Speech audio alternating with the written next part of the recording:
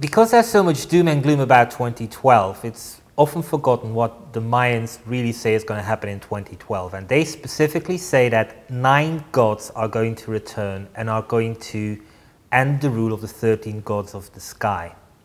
Now, 9 gods who are going to appear is something which in the Western world is also known since roughly the 1950s as a phenomenon known as the Nine.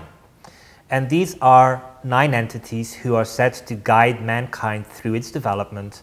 And from the 1950s onwards, people like Andrija Puharic, but also people like Uri Geller, were linked with actually contacting these 9, and they were hoping that thus they could steer the course of the Western world, which sometimes meant trying to influence presidents. So this has been happening, this has been documented.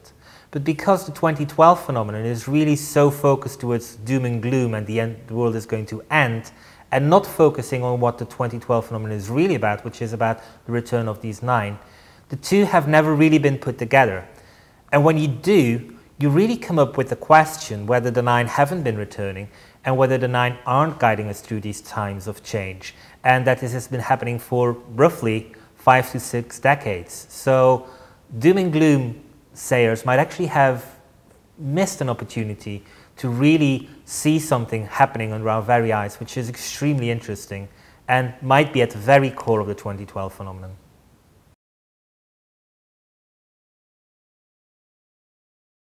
The 9, when they were first contacted, were 9 people who channeled one entity each. Each of these entities is said to be a guide through a time of change. In ancient Egypt, it was said that the 9 principles were there to guide the pharaoh into ruling over Egypt properly. It's about the order versus chaos, and it was felt that if you were somehow in charge of the 9, you would be order and you would be able to vanquish chaos. It is said that during ceremonies, the 9 will manifest themselves.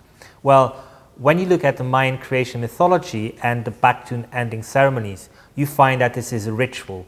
And so, whether it was a ritual performed by 9 people in 1952 around a dining table somewhere in New York, or whether we go into December 21st, 2012, and we go into Mayan settings where 9 people are sitting around a campfire in the middle of Chichen Itza, the ritual could be identical. And I think that's something which is so interesting that it really needs to be more looked at and more properly looked at within the 2012 phenomenon setting.